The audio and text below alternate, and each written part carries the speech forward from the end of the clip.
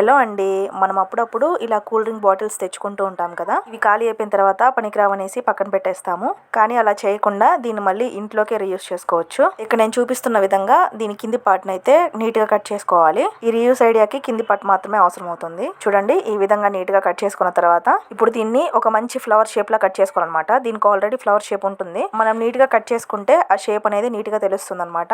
నేను ఇక్కడ చూపిస్తున్న విధంగా కట్ చేసేసుకోవాలి. ఈ విధంగా మొత్తం కట్ చేసుకున్న తర్వాత ఇలా ఫ్లవర్ షేప్ వచ్చేస్తుంది. చూడండి ఎంత నీట్ గా వచ్చిందో. సేమ్ ఇలానే ఇంకొక బాటిల్ ని కూడా ఇలా ఫ్లవర్ లా కట్ చేసుకోవాలి.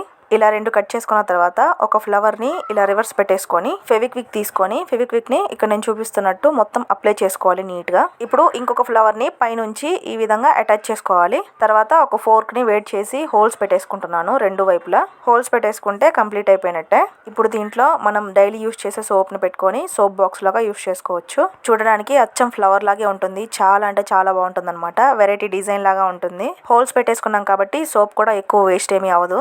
అలాగే దీన్ని రెండు వైపులా కూడా పెట్టుకొని యూస్ చేసుకోవచ్చు. అటైనా పెట్టుకోవచ్చు, లేదంటే ఇటువైపున పెట్టుకోవచ్చు. రెండు సేమ్ ఉంటాయి. ఇలా వేస్ట్ అనుకునే బాటిల్ తో అందంగా సోప్ బాక్స్ అయితే చేసుకోవచ్చు, ఎటువంటి ఖర్చులు లేకుండా. ఏ వస్తువు కూడా వేస్ట్ అని కాదు, కొంచెం ఆలోచిస్తే ఇలా అందంగా మార్చేసుకోవచ్చు. ఫైనల్లీ మీకు ఐడియాలు అనిపించిందో కామెంట్ చేసి చెప్పండి. నచ్చితే మాత్రం ఒక లైక్ చేసి ఛానల్ ని సబ్స్క్రైబ్ చేసుకోవడం మర్చిపోవద్దు. బాయ్.